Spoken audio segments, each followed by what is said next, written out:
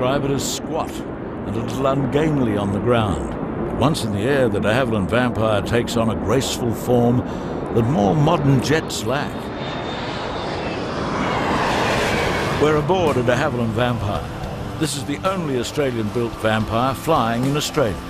At the controls, Bruce Wood, who began his RAAF career flying Vampires before moving on to the Sabre and then the Mirage fighter. Pull up to 1,500 feet at 45-degree angle, do a derrick turn. Come past, and because we're limited to 3.5 G, I don't do any true vertical manoeuvres. Back for a slow roll. The rudders are surprisingly effective on this aeroplane.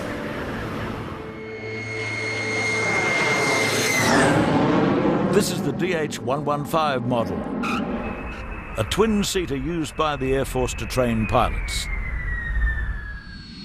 It's powered by a de Havilland Goblin engine. The de Havilland Vampire first flew in Britain in September 1943. It took just 16 months to design and build, thanks to the accelerated production during wartime.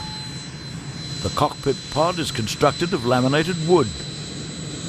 The wings, tail and booms are made of metal. This Vampire is an ex-Royal Australian Air Force Vampire, and I actually flew the aeroplane in 1966, just before I did my wings test over in Pierce. I don't remember it looking like this. Our Vampires in Pierce were real workhorses, and they were covered in grease, and they only got the maintenance that was required to keep them going.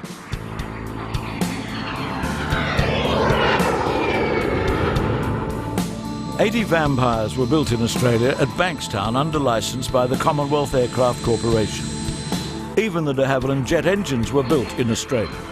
Vampires never went to war with the RAAF, but they formed an effective part of Australia's defence at the time.